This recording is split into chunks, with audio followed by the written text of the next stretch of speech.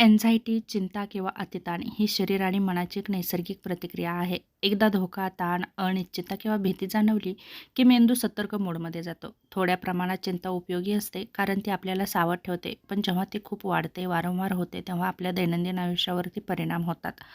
Anxiety होण्यामागची अनेक कारणं असू शकतात. बहुतेक वेळा ही कारणं एकत्रितपणे काम करतात, जसं की मानसिक कारणं, सततचा ताण, भविष्याची भीती, अपयशाची चिंता, नातेसंबंधामध्ये असणारे तुमचे ताणतणाव. दुसरं महत्त्वाचं म्हणजे आर्थिक समस्या, काम किंवा शिक्षणाचा दबाव, मेंदूतील रासायनिक बदल. मेंदूतील रासायनिक बदल जर झाले, तर संतुलन बिघडतं आणि चिंता वाढते. अनुवंशिक कारणं, कुटुंबामध्ये जर अँझायटी किंवा डिप्रेशन असेल, तरीही धोका वाढतो. जीवनशैली जसं की झोप कमी घेणं, जास्त चहा कॉफी घेणं, मद्यपान करणं, व्यसन असणं, व्यायामाचा अभाव, सतत मोबाईल, सोशल मीडियाचा वापर यामुळेही त्रास वाढतो. दुसरं महत्त्वाचं म्हणजे शारीरिक आजार. काही वेळा थायरॉईड, हृदयविकार, मधुमेह, हार्मोन्स बदलामुळेही एन्झायटी वाढू शकते.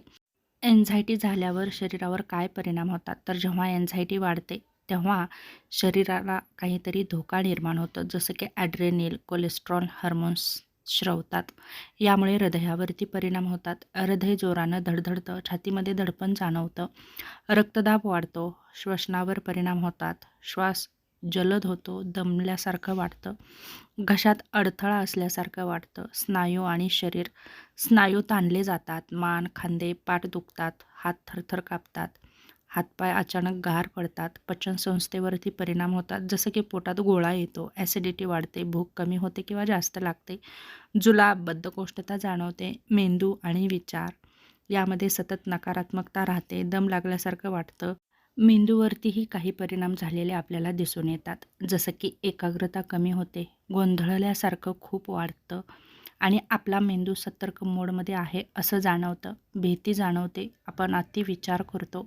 झोपेवरतीही परिणाम होतात, जसं की झोप लागत नाही, मध्ये जाग येते, सकाळी उठल्यावर थकवा जाणवतो आणि जर दीर्घकाळ शरीरामध्ये एन्झायटी राहिली, तर त्याचे मात्र आपल्या शरीरावरती दीर्घकालीन परिणाम होतात, जसं की डिप्रेशन येऊ शकतं, रक्तदाब वाढू शकतो, हृदयाचे आजार होऊ शकतात, रोगप्रतिकारशक्ती कमी होऊ शकते. त्याचप्रमाणे सामाजिक आणि कौटुंबिक समस्या यांचाही धोका वाढतो.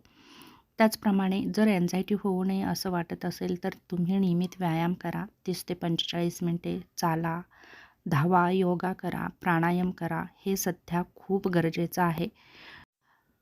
कार्टिसोल कमी होतं आणि यामुळे आपलं मन शांत होतं. त्यासाठी उपयुक्त व्यायाम करा, पुरेशी झोप घ्या, 7 ते 8 तासाची झोप घ्या, मोबाईलचा वापर कमी करा, रात्री कॉफी पिणं टाळा, श्वासतंत्र योग्य काम करेल याची काळजी घ्या. श्वास जर व्यवस्थित घेत असाल तर आपली नर्वस सिस्टीम शांत होते. आहारामध्ये सुधारणा करा, फळे, भाज्या खा, प्रोटीनयुक्त पदार्थ खा, भरपूर पाणी प्या. महत्त्वाचं म्हणजे तळलेले पदार्थ, जंक फूड, फास्ट फूड, त्याचप्रमाणे मद्यपान, तंबाखू पूर्णपणे बंद करा. विचारांवरती नियंत्रण ठेवा. प्रत्येक विचार खरा असतोच असं नाही. नकारात्मक विचार मनामध्ये आले तर ते लिहून काढा. वास्तववादी विचार करण्याचा प्रयत्न करा. ध्यान करा, मेडिटेशन करा. दररोज 10 ते 15 मिनिटे जर तुम्ही मेडिटेशन केलं तर मेंदू शांत राहतो. त्याचप्रमाणे सामाजिक आधार घ्या, जसं की तुमच्या विश्वासू व्यक्तींशी बोला, मित्रांशी बोला, कुटुंबांशी बोला.